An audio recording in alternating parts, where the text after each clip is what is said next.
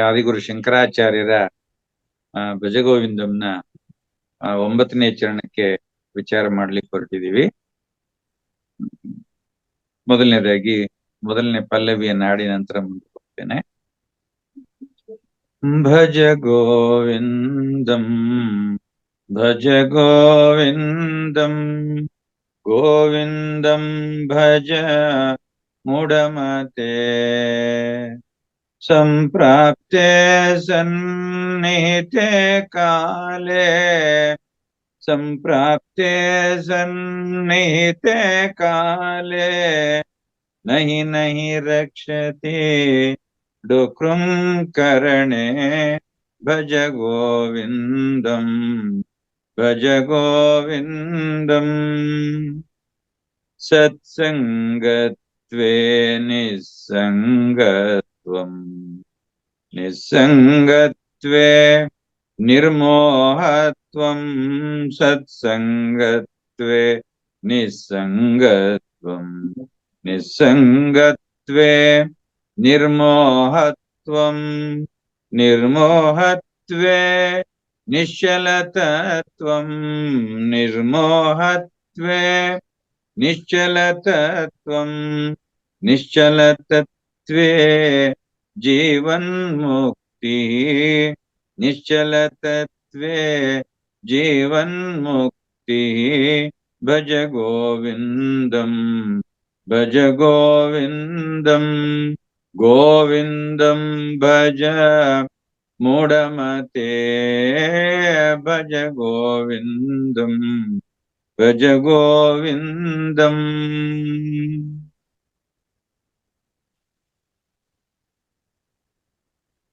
ಎಲ್ಲ ಆಧ್ಯಾತ್ಮ ಬಂಧುಗಳೇ, ಇವತ್ತಿನ ಈ ಒಂದು ಚರಣದಲ್ಲಿ ಆದಿಗುರು ಶಂಕರಾಚಾರ್ಯರು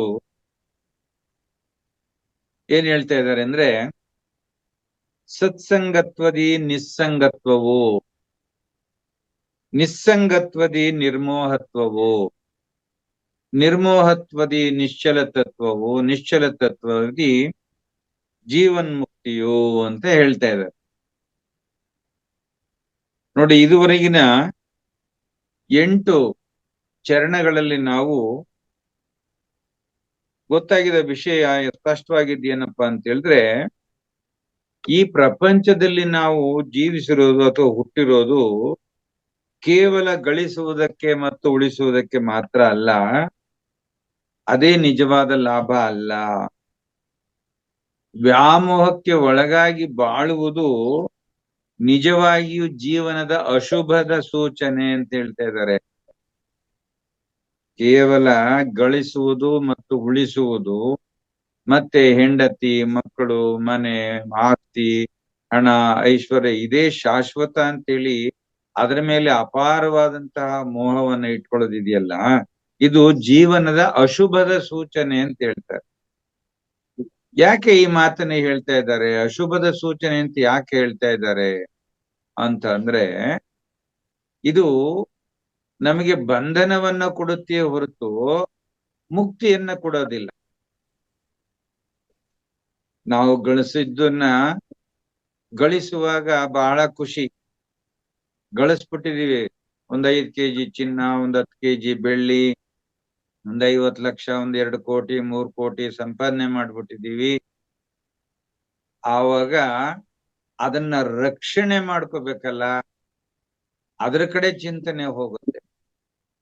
ನಾನ್ ರಕ್ಷಣೆ ಮಾಡ್ಕೊಳಕ್ ಆಗುತ್ತೋ? ಎಲ್ಲಿ ಕಳ್ಳಕ್ ಹಾಕರು ಈ ಹಣಕ್ಕೋಸ್ಕರ, ಒಡವೆಗೋಸ್ಕರ ಬಂದು ನನ್ನನ್ನ ಕೊಂದು ಬಿಡ್ತಾರೋ ಅಂತಕ್ಕಂತ ಭಯ. ಅಂದ್ರೆ ಅಶುಭದ ಸೂಚನೆ ಅಂದ್ರೆ ಇದೇನು. ನನ್ನ ಶಾಲೆಗೆ ನಾನು ಸರ್ವಿಸ್ ನಲ್ಲಿದ್ದಾಗ ಒಂದು ಹೆಣ್ಮಗು ಸ್ವಾತಂತ್ರ್ಯ ದಿನಾಚರಣೆ ಇತ್ತು. ಆ ಸ್ವಾತಂತ್ರ್ಯ ದಿನಾಚರಣೆಯ ದಿವಸ ಅವರ ತಂದೆ ತಾಯಿಗಳು ಏನ್ ಮಾಡಿದ್ರು, ಒಂದು ತುಂಬಾ ಡೆಲಿಕೇಟ್ ಆಗಿರ್ತಕ್ಕಂಥ ಡ್ರೆಸ್ಸು ಮತ್ತೆ ತುಂಬಾ ವೈಟಿಶ್ ಇತ್ತು, ಲೈಟ್ ಕಲರ್ ಇತ್ತು ಅಂತ ಒಂದು ಡ್ರೆಸ್ ಅನ್ನ ಹಾಕಿ ಕಳಿಸಿದ್ರು ಇಂಡಿಪೆಂಡೆನ್ಸ್ ಡೇ ಅಂತ. ಹೊಸದಾಗಿ ತಂದು ಆವತ್ತೇ ಹಾಕಿ ಕಳಿಸಿದ್ರು. ಆ ಮಗು ಹಾಕೊಂಡ್ ಬಂತು. ಆ ದಿವಸ ಸ್ವಲ್ಪ ಮಳೆ ಬಿದ್ದಿತ್ತು. ಮಳೆ ಬಿದ್ದಿದ್ದೇನಾಗಿತ್ತು, ಗ್ರೌಂಡ್ ಅಲ್ಲಿ ಸ್ವಲ್ಪ ಸ್ಲಿಪ್ ಆಯ್ತು. ಸ್ಲಿಪ್ ಆದ ತಕ್ಷಣ ಬಿತ್ತು. ಆ ಬಿದ್ದ ತಕ್ಷಣ ಆ ಬಟ್ಟೆ ಎಲ್ಲ ಕೆಸರಾಯ್ತು. ಮತ್ತೆ ಬಟ್ಟೆ ಹರಿದು ಹೋಯ್ತು, ಕಾಲಿಗೆ ಸಿಕ್ಕಿ. ಅವ್ರ ತಾಯಿ ಬಂದ್ಬಿಟ್ಟು ಹಿಗ್ಗ ಮುಗ್ಗ ಹೊಡೆಯೋಕ್ ಶುರು ಮಾಡಿದ್ರು. ನನಗೆ ನಾನ್ ನೋಡಿರ್ಲಿಲ್ಲ. ನೋಡಿದ ತಕ್ಷಣ ಅಮ್ಮನ್ನ ಮೊದಲು ಒಳಗಡೆ ಕರೆದೆ. ಆ ಮಗುನ ಒಳಗ್ ಕರೆದ್ಬಿಟ್ಟು, ಯಾಕೆ ಹೊಡಿತಾ ಇದ್ದೀಯಮ್ಮ ಅಂದೆ. ನೋಡಿ ಸ್ವಾಮಿ, ನೆನ್ನೆ ತಕ್ಕೊಟ್ಟೆ, 2,500 ರೂಪಾಯಿ ಬಟ್ಟೆ ಇದು. ಈ ಬಟ್ಟೆನ ಹಿಂಗ್ ಮಾಡ್ಕೊಂಡ್ಲು. ನಾನ್ ಕೇಳ್ದೆ ಅವ್ರಿಗೆ, ಅಮ್ಮ ಮಗುನು ಈ ಬಟ್ಟೆ ತಕ್ಕೊಡು ಅಂತ ನಿನ್ ಕೇಳಿದ್ದ. ನಿನ್ ಖುಷಿ ನೀನ್ ತಕ್ಕೊಟ್ಟೆ. ಈ ಖುಷಿಯಿಂದ, ಈ ಬಟ್ಟೆಯಿಂದ ಮಗುಗೆ ಎಷ್ಟು ತೊಂದರೆ ಆಗುತ್ತೆ ಅಂತ ನೀನ್ ಯೋಚನೆ ಮಾಡ್ಲಿಲ್ಲ. ಈಗ ತೆಗೆದು ಕೊಟ್ಬಿಟ್ಟು, ನಿನ್ ಖುಷಿ ನೀನ್ ತೆಗೆದು ಕೊಟ್ಬಿಟ್ಟು ಈಗ ಆ ಮಗು ಖುಷಿನ ಹಾಳು ಮಾಡ್ತಾ ಇದ್ದೀಯಲ್ಲ. ಈ ಫಂಕ್ಷನ್ ಅಲ್ಲಿ ಆ ಮಗು ಖುಷಿಯಾಗಿ ಡ್ಯಾನ್ಸ್ ಮಾಡ್ಬೇಕಾಗಿತ್ತು, ಆನಂದವಾಗಿ ಸಂತೋಷವನ್ನ ಅನುಭವಿಸ್ಬೇಕಾಗಿತ್ತು. ಅದಕ್ಕೆ ಅಡ್ಡಿ ಬಂದು ನೀನ್ ದುಃಖ ಕೊಡ್ತಾ ಇದ್ದೀಯಲ್ಲ ತಾಯಿ, ಹೀಗೆಲ್ಲ ಮಾಡ್ಬೇಡಮ್ಮ ಅಂತೇಳಿ ತಕ್ಷಣ ಬೇರೆ ಒಂದು ಬಟ್ಟೆ ತರಿಸಿ ಹಾಕ್ಸಿ ಆ ಮಗು ಕೈನಲ್ಲಿ ಮುಂದಿನ ಪರ್ಫಾರ್ಮೆನ್ಸ್ ಮಾಡಿಸ್ಬೇಕಾಗ್ ಬಂತು. ಅಂದ್ರೆ ನಾವು ಗಳಿಸ್ತಕ್ಕಂತ ಐಶ್ವರ್ಯ, ಸಂಪತ್ತು ಮತ್ತು ಉಳಿಸ್ಬೇಕು ಅಂತಕ್ಕಂತಹ ಬುದ್ಧಿ, ಮತ್ತೆ ಹೆಂಡತಿ, ಮಕ್ಕಳು, ಆಸ್ತಿ, ಇದ್ರ ಮೇಲೆಲ್ಲ ಇಡ್ತಕ್ಕಂತ ಮೋಹ ಇದೆಯಲ್ಲ, ಅದು ನಮಗೆ ಅಶುಭದ ಸೂಚನೆ. ಅದು ನಮಗೆ ದುಃಖವನ್ನ ಕೊಡುತ್ತೆಯೇ ಹೊರತು ಖಂಡಿತವಾಗಿ ಶಾಶ್ವತವಾದಂತಹ ಆನಂದವನ್ನ ಕೊಡೋದಿಲ್ಲ. ಇಡೀ ಆಯುಷ್ಯವನ್ನ ವಿಷಯ ಸುಖಾಸಕ್ತಿಯಲ್ಲಿ ಕಳೆಯುವುದಾದ್ರೆ ನಮ್ಮ ಧೀಶಕ್ತಿಯನ್ನೇ ಹಾಳು ಮಾಡ್ಕೊಂಡ ಹಾಗೆ. ನಮ್ಮೊಳಗಡೆ ಇರ್ತಕ್ಕಂತಹ ಧೀಶಕ್ತಿಯನ್ನೇ ಹಾಳು ಮಾಡ್ಕೊಂಡ್ಬಿಡ್ತೀವಿ ನಾವು.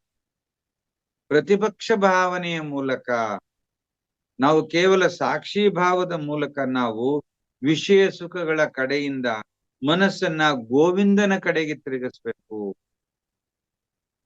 ನೋಡಿ, ಇವತ್ತು ಹೇಳ್ತಾ ಇದ್ದೀನಿ, ಗೋವಿಂದ ಅಂತಕ್ಕಂತಹ ಪದದಲ್ಲಿ ಸ್ವಲ್ಪ ಇಂಗ್ಲಿಷ್ ಶಬ್ದಗಳಿಗೆ ಹೋಗೋಣ ನಾವು.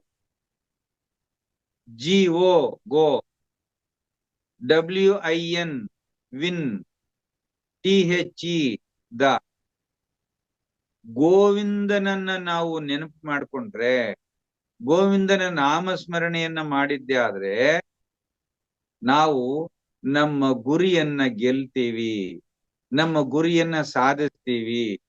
ಗೋವಿಂದ ಎಷ್ಟು ಚೆನ್ನಾಗಿದೆ ನೋಡಿ.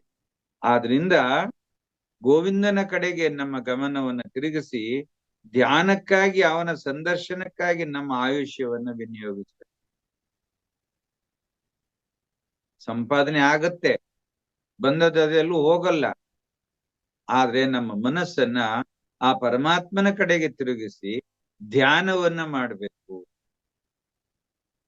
ಧ್ಯಾನವನ್ನ ಮಾಡ್ಲಿಕ್ಕೆ ನಮ್ಮಲ್ಲಿ ಸಾಕಷ್ಟು ಮಾರ್ಗಗಳನ್ನ, ಸರಳವಾದ ಮಾರ್ಗಗಳನ್ನ, ಅದರಲ್ಲೂ ವಿಶೇಷವಾಗಿ ಬುದ್ಧ ಮಾರ್ಗವನ್ನ, ಬುದ್ಧ ಅನುಸರಿಸಿದಂತಹ ಆನಾಪಾನಸತಿ ವಿಧಾನವನ್ನ ನಮ್ಮ ಪತ್ರಿಜಿಯವರ ಎಲ್ಲ ಗುಂಪುಗಳಲ್ಲಿ, PSSM ಅಲ್ಲಿ ಇರ್ಬೋದು, PSC ನಲ್ಲಿ ಇರ್ಬೋದು, ಮಹಾವತಾರ್ ಫೌಂಡೇಶನ್, ಎಲ್ರು ಅದನ್ನೇ ಹಂಚ್ತಾ ಇರ್ತಕ್ಕಂಥದ್ದು. ವಿಪಶ್ಯನದಲ್ಲೂ ಕೂಡ ಅದನ್ನೇ ಹಂಚ್ತಾ ಇರುವಂತ.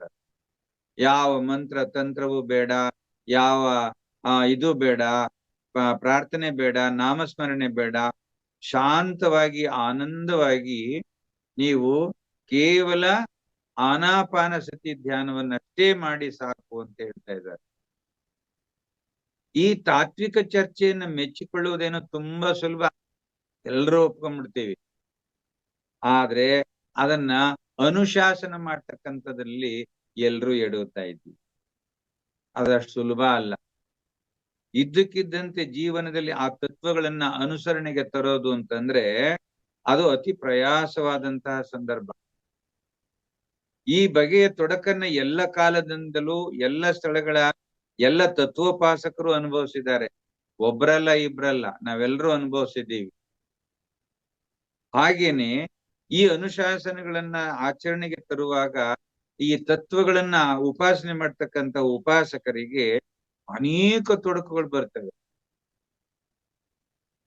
ಇದನ್ನ ಎಲ್ಲರೂ, ಎಲ್ಲ ತಾತ್ವಿಕರು, ಎಲ್ಲ ಧ್ಯಾನಿಗಳು ಇಲ್ಲಿ ಇದನ್ನ ಅರ್ಥ ಮಾಡ್ಕೊಳ್ಬೇಕು. ನಾನೊಮ್ಮೆ ಕೇಳ್ದೆ, ಯಾಕೆ ಈ ರೀತಿ ನನಗೆ ಉಪದೇಶ ಮಾಡಿದಂತ ಗುರುಗಳನ್ನ ನಾನು ಪ್ರಶ್ನೆ ಮಾಡಿದೆ. ಏನಂತ ಅಂದ್ರೆ, ಯಾಕೆ ತತ್ವ ಸಾಧನೆಯನ್ನು ಮಾಡುವಾಗ, ಆಧ್ಯಾತ್ಮ ಸಾಧನೆಯನ್ನು ಮಾಡುವಾಗ, ಧ್ಯಾನ ಸಾಧನೆಯನ್ನು ಮಾಡುವಾಗ ನಮ್ಗೆ ಯಾಕೆ ಸಾಕಷ್ಟು ಡಿಸ್ಟರ್ಬೆನ್ಸ್ಗಳಾಗ್ತವೆ, ಅಡ್ಡಿ ಆತಂಕಗಳು ಜಾಸ್ತಿ ಉಂಟಾಗ್ತವೆ, ಯಾಕೆ ಹೀಗೆ ಅಂತ ಕೇಳಿದಾಗ ಆಗ ನನ್ನ ಗುರುಗಳು ಹೇಳಿದ್ರು, ನಿಜಾನಪ್ಪ, ಇಲ್ಲಿ ಈ ತರಹದ ಸಾಧನೆಗಳನ್ನ ಮಾಡುವಾಗ ಅವರಲ್ಲಿ ಏನು ದೃಢವಾಗುತ್ತೆ ಅಂತಂದ್ರೆ, ಮಣ್ಣು ಬಿಟ್ಟು ಮಡಕೆ ಇಲ್ಲ, ಚಿನ್ನ ಬಿಟ್ಟು ಒಡವೆ ಇಲ್ಲ. ಹಾಗೆ ನನ್ನನ್ನ ಬಿಟ್ಟು ಯಾವ ದೇವರು ಇಲ್ಲ, ನನ್ನೊಳಗಡೆ ಇರ್ತಕ್ಕಂಥ ಆತ್ಮನೇ ಪರಮಾತ್ಮನು. ಹಾಗಾಗಿ ಇನ್ನೊಂದು ದೇವರನ್ನ ನಾನು ಪೂಜಿಸ್ಬೇಕಾದ ಅವಶ್ಯಕತೆ ಇಲ್ಲ ಅಂತ ಹೇಳಿ ನಾನೇನ್ ಮಾಡ್ತೀನಿ, ಆತ್ಮ ಪೂಜನೆಯನ್ನಷ್ಟೇ ಮಾಡ್ತೀನಿ.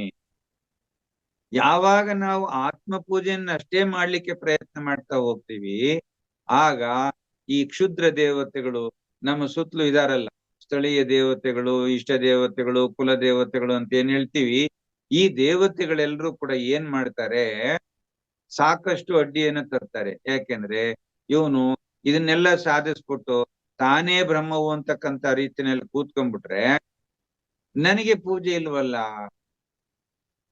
ಅಂತ ಹೇಳಿ ಆ ದೇವತೆಗಳು ಅಡ್ಡಿಯನ್ನ ಉಂಟು ಮಾಡ್ತಾರೆ. ಯಾವಾಗ ಆ ಅಡ್ಡಿಯನ್ನೆಲ್ಲ ನಾವು ತೊಲಗಿಸಿ ಅದೆಲ್ಲವನ್ನ ನಿವಾರಣೆ ಮಾಡಿಕೊಂಡು ನಿಶ್ಚಲ ತತ್ವದಲ್ಲಿ ಮನಸ್ಸನ್ನ ನಿಲ್ಲಿಸ್ಕೊಂಡು ಧ್ಯಾನವನ್ನ ಮಾಡ್ತಾನೆ, ಆಗ ಆ ದೇವತೆಗಳು ಕೂಡ ಧ್ಯಾನಿಗೆ ಸಾಕಷ್ಟು ಅನುಕೂಲವನ್ನ ಮಾಡಿಕೊಡ್ತಾರೆ. ಅದನ್ನೇ ನಮ್ಮ ರಂಗನಾಥ್ಜಿಯವರು ಆವಾಗ ಹೇಳ್ತಾ ಇರ್ತಾರೆ, ನಿಮ್ಮ ಸಾಧನೆಯನ್ನಷ್ಟೇ ನೀವು ಮಾಡಿ, ಪ್ರಕೃತಿ ನಮ್ಗೆ ಎಲ್ಲವನ್ನ, ನಮ್ಮ ಯೂನಿವರ್ಸ್ ಎಲ್ಲವನ್ನ ನಮ್ಗೆ ಅವಕಾಶ ಮಾಡಿಕೊಡುತ್ತೆ. ಇದನ್ನ ನಾವೆಲ್ಲ ಸಾಕಷ್ಟು ಸಂದರ್ಭಗಳಲ್ಲಿ ಅನುಭವಿಸಿದ್ದೀವಿ.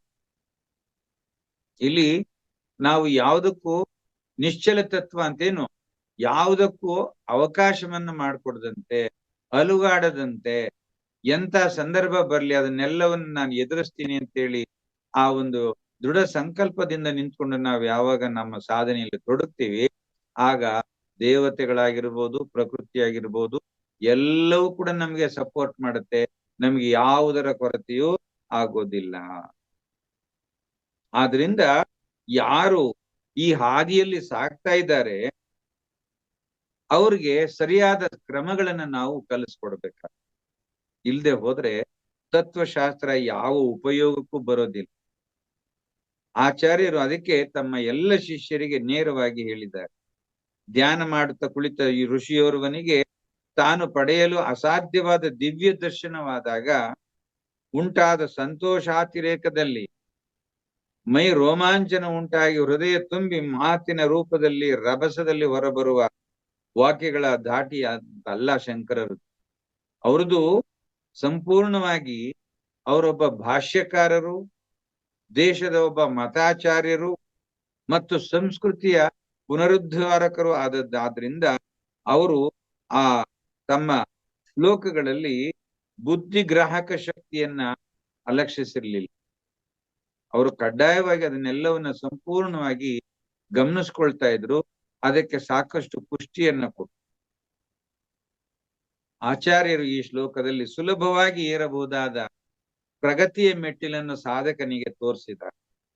ಅದನ್ನು ಸಾಧಕ ಎಚ್ಚರಿಕೆಯಿಂದ ಪ್ರಗತಿಯ ಮೆಟ್ಟಿಲನ್ನು ಏರ್ತಾ ಹೋದ್ರೆ ಕೊನೆಗೆ ಪರಿಪೂರ್ಣ ಸ್ಥಿತಿಯನ್ನ ಪಡೀತಾರೆ. ಇಲ್ಲೇನ್ ಹೇಳ್ತಾ ಇದ್ದಾರೆ, ಸತ್ಸಂಗತ್ವೇ ನಿಸ್ಸಂಗತ್ವಂ.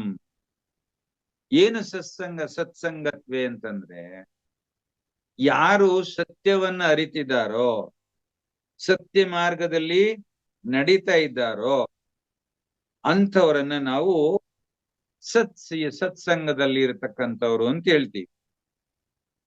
ಇಲ್ಲಿ ಪ್ರತಿಪಕ್ಷ ಭಾವನೆಯಿಂದ ನಾವು ನೋಡ್ಬೇಕಾಗತ್ತೆ. ಸತ್ಸಂಗದಲ್ಲಿರ್ತಕ್ಕಂಥವ್ರು ಅಸ್ವಾಭಾವಿಕವಾಗಿ ವಿಷಯ ಸುಖಾಸಕ್ತಿ ವಿಕಾರಗಳನ್ನ ಇವರು ತಡೆಗಟ್ಕೊಳ್ತಾರೆ. ಅವುಗಳ ಒತ್ತಡವನ್ನ ತಾತ್ಕಾಲಿಕವಾಗಿ ಪ್ರತಿಬಂಧಿಸ್ತಾರೆ. ಆದ್ರೆ ನಮ್ಮಲ್ಲಿ ಪ್ರಚೋದನೆಯನ್ನು ಉಂಟು ಮಾಡ್ತಕ್ಕಂಥ ಭೋಗ ವಸ್ತುಗಳ ಆಕರ್ಷಣೆ, ತೀವ್ರ ಒತ್ತಡಗಳ ವಿರುದ್ಧವಾಗಿ ಹೋರಾಡೋದು ಮನುಷ್ಯನಿಗೆ ತುಂಬಾ ಕಷ್ಟ ಆಗುತ್ತೆ. ಅದಕ್ಕೆ ಅವನೇನ್ ಮಾಡ್ಬೇಕು, ಜ್ಞಾನಾರ್ಜನೆಗೆ ತೊಡಗುವ ಮುಂಚೆ ಅವನಿಗೆ ಹೇಳ್ತಾ ಇದ್ದಾರೆ ಶಂಕರಾಚಾರ್ಯರು, ಶಿಷ್ಯನಾದವನು ಹೆಚ್ಚು ಧೈರ್ಯ ಮತ್ತು ಶಕ್ತಿಗಳನ್ನ ಪಡ್ಕೋಬೇಕು ಅಂತ ಹೇಳಿದ್ರೆ ಅವನಿಗೆ ಸತ್ಸಂಗ ಬೇಕು, ಸತ್ಯವಂತರ ಸಂಘ.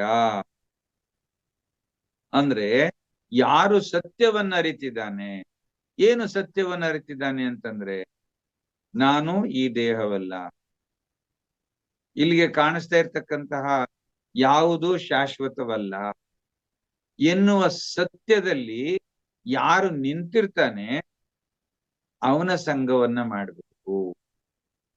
ಆಗ ಈ ಸದ್ಭಾವನೆಗಳು ಅವನಲ್ಲಿ ಉದಿಸಬಹುದಾದಂತಹ ಕಾಮಾಸಕ್ತಿಯಿಂದ ಅವನನ್ನ ರಕ್ಷಣೆ ಮಾಡ್ತವೆ. ದೈನಂದಿನ ಜೀವನದಲ್ಲಿ ಅವನನ್ನ ಪ್ರಚೋದಿಸುವಂತಹ ವಿಷಯ ಸುಖಾಭಿಲಾಷೆಗಳಿಂದ ಅವನನ್ನ ರಕ್ಷಿಸಬೇಕು ಅಂತಂದ್ರೆ ಸತ್ಸಂಗ ಅವನಿಗೆ ಸುರಕ್ಷಿತವಾದ ಒಂದು ಕೋಟೆಯನ್ನ ನಿರ್ಮಾಣ ಮಾಡ್ಕೊಂಡು. ಅದಕ್ಕೆ ಏನ್ ಹೇಳ್ತೀವಿ ನಾವು, ಯಾರು ಆಧ್ಯಾತ್ಮಿಕ ಸಾಧನೆಯನ್ನ ಮಾಡ್ತಾ ಇರ್ತೀವೋ ಅಂತವರು ಈ ಕೇವಲ ಈ ಪ್ರಾಪಂಚಿಕವಾಗಿ ವ್ಯವಹಾರ ಮಾಡ್ಕೊಂಡಿರ್ತಾರಲ್ಲ ಅಂತವರ ಸಹವಾಸವನ್ನ ಮಾಡ್ಲೇಬೇಡಿ ಅಂತ ಹೇಳ್ತಾರೆ. ಯಾಕೆಂದ್ರೆ ಅಂತವರಿಂದ ನಮಗೆ ಕೇವಲ ಬರೀ ದುಃಖ, ಆವೇಶ, ಆವೇಗ ಇವುಗಳು ಬರ್ತವೆ ಹೊರತು ಬೇರೆ ಇನ್ಯಾವುದೇ ವಿಚಾರವೂ ಬರೋದಿಲ್ಲ. ತನ್ನ ಸ್ವರೂಪದ ವಿಚಾರ ಅಲ್ಲಿ ಬರೋದೇ ಇಲ್ಲ. ಆದ್ರಿಂದ ನಾವು ಮಾಡ್ತಕ್ಕಂಥ ಸಂಘ ಮುಖ್ಯವಾಗಿರ್ಬೇಕು. ಅದಕ್ಕೆ ಹೇಳ್ತಾರೆ ನಮ್ಮ ಹಳ್ಳಿ ಕಡೆ, ಊಟದಂತೆ ಲದ್ದಿ ಸಹವಾಸದಂತೆ ಬುದ್ಧಿ ಅಂತ. ಆದ್ರಿಂದ ನಾವು ಸಜ್ಜನರ ಸಹವಾಸವನ್ನ ಮಾಡಿದ್ರೆ ಅಂತಹ ಸಜ್ಜನರಲ್ಲಿರ್ತಕ್ಕಂಥ ಸತ್ಯದ ವಿಚಾರಗಳು ನಮ್ಗೆ ಸಿಗುತ್ತೆ.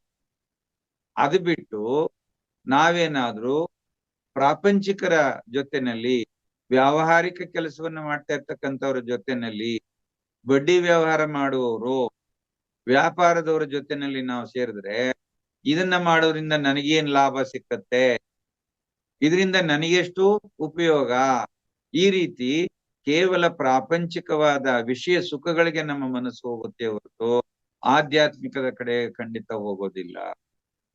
ಆದ್ರಿಂದ ಜನಸಾಮಾನ್ಯರು ತಮ್ಮ ಸ್ನೇಹಿತರನ್ನ ಆರಿಸಿಕೊಳ್ಳುವಾಗ ಎಚ್ಚರಿಕೆ ವಹಿಸೋದಿಲ್ಲ. ಬಹಳಷ್ಟು ಜನಕ್ಕೆ ಗೊತ್ತಾಗೋದಿಲ್ಲ ಇಂಥವ್ರ ಜೊತೆ ಸಹವಾಸ ಮಾಡ್ಬೇಕಾ ಬೇಡವಾ ಅಂತ.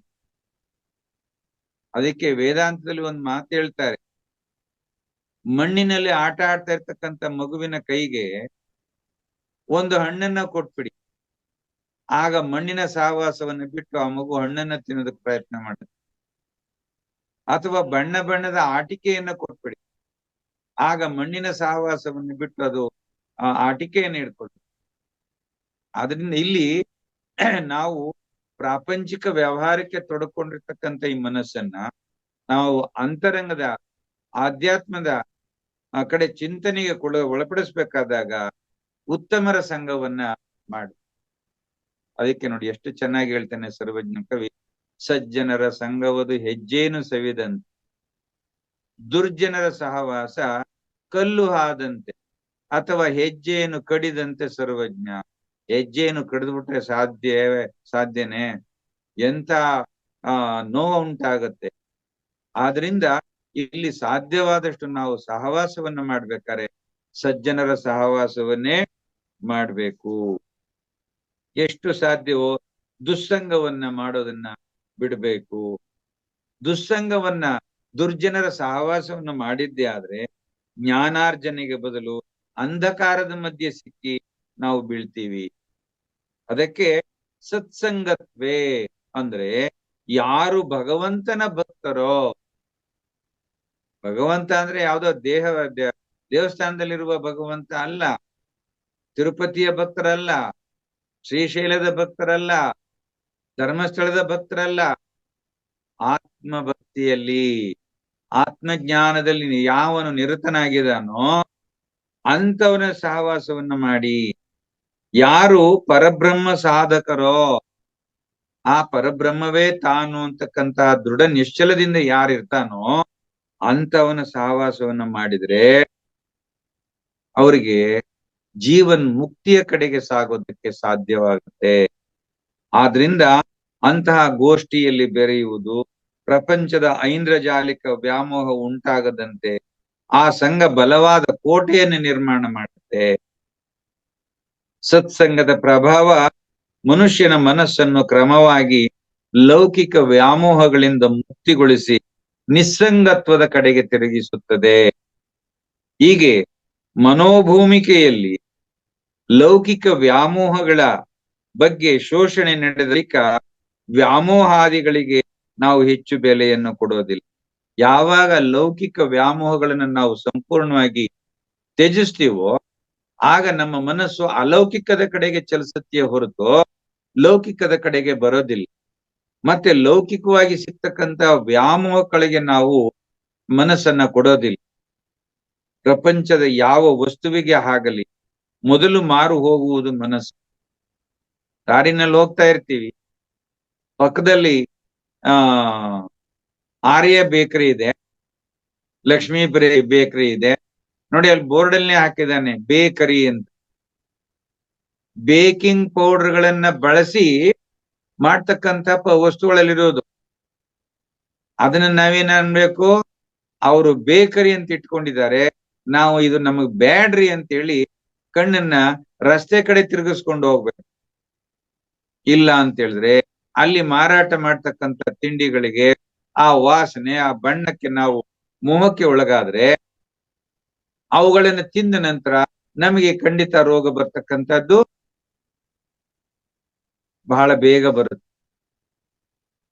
ಅದನ್ನ ನಿವಾರಣೆ ಮಾಡ್ಕೊಳ್ಳೋದಕ್ಕೆ ಸಾಕಷ್ಟು ಕಷ್ಟಪಡಬೇಕು. ಆದ್ರಿಂದ ಆ ಮನಸ್ಸನ್ನ ನಮ್ ಕಡೆಗೆ ಸೆಳೀತವಲ್ಲ, ಆದ್ರಿಂದ ಆ ಮನಸ್ಸನ್ನ ಆ ಕಡೆಗೆ ಬಿಡೋದನ್ನ ಬಿಟ್ಟು ಆಧ್ಯಾತ್ಮದ ಕಡೆಗೆ ನಾವು ಬರ್ಬೇಕಾಗ್ತದೆ. ಮನಸ್ಸು ಯಾವಾಗ ವಸ್ತುಗಳ ಬಗ್ಗೆ ಮಮಕಾರ ಭಾವನೆಯನ್ನು ತಾಳುವುದಿಲ್ವೋ ಆಗ ಮನಸ್ಸಿಗೆ ನಿರ್ವಿಕಾರ ಸತ್ಯ ಹೊಳೆಯುತ್ತೆ. ನೋಡಿ, ಇಲ್ಲಿ ನಿರ್ವಿಕಾರ.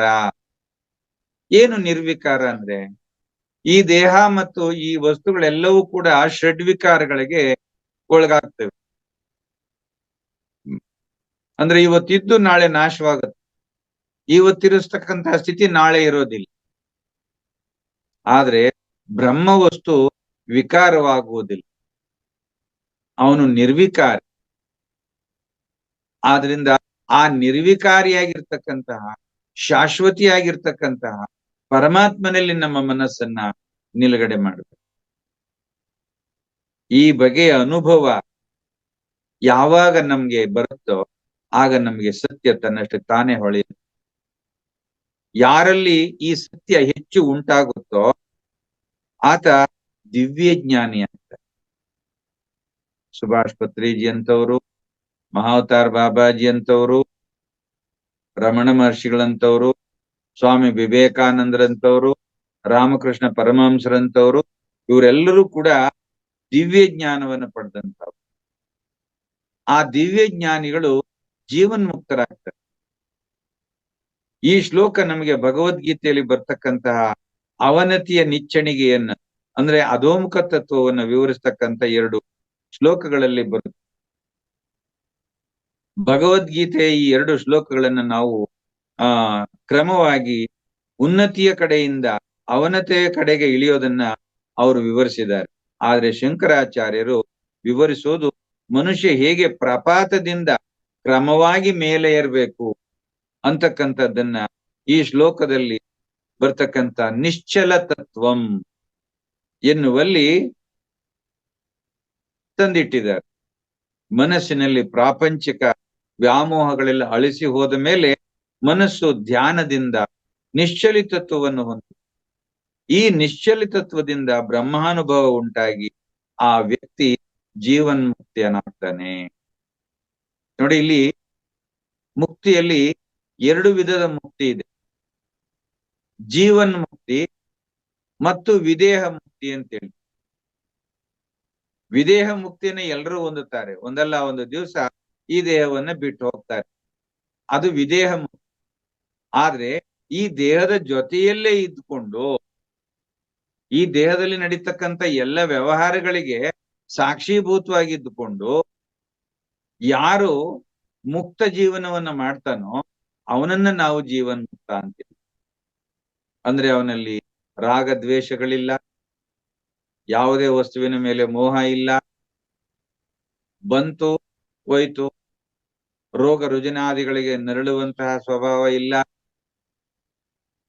ಹೀಗೆ ಈ ಜೀವನ್ಮುಕ್ತ ಸ್ವಭಾವವನ್ನು ನಾವು ಸಂಪಾದನೆ ಮಾಡಬೇಕು ಅಂತಂದ್ರೆ ಸಾಕಷ್ಟು ಸಾಧನೆಯನ್ನ ಮಾಡ್ಬೇಕು. ಆ ಸಾಧನೆಯನ್ನ ಮಾಡ್ಬೇಕು ಅಂತಂದ್ರೆ ಮುಖ್ಯವಾಗಿ ಬೇಕಾಗಿರ್ತಕ್ಕಂಥದ್ದು ಸುಭಾಷ್ ಪತ್ರಿಜಿಯವರ ವಾಕ್ಯದಲ್ಲಿ ಹೇಳುವುದಾದ್ರೆ ಸಜ್ಜನ ಸಾಂಗತ್ಯ. ಸಜ್ಜನ ಸಾಂಗತ್ಯ ನಮಗೆ ತುಂಬಾ ಅವಶ್ಯಕವಾಗಿದೆ. ಆದ್ರಿಂದ ಎಷ್ಟು ಸಾಧ್ಯವೋ ಅಷ್ಟು ಸಜ್ಜನರ ಸಹವಾಸವನ್ನೇ ಮಾಡ್ಬೇಕು.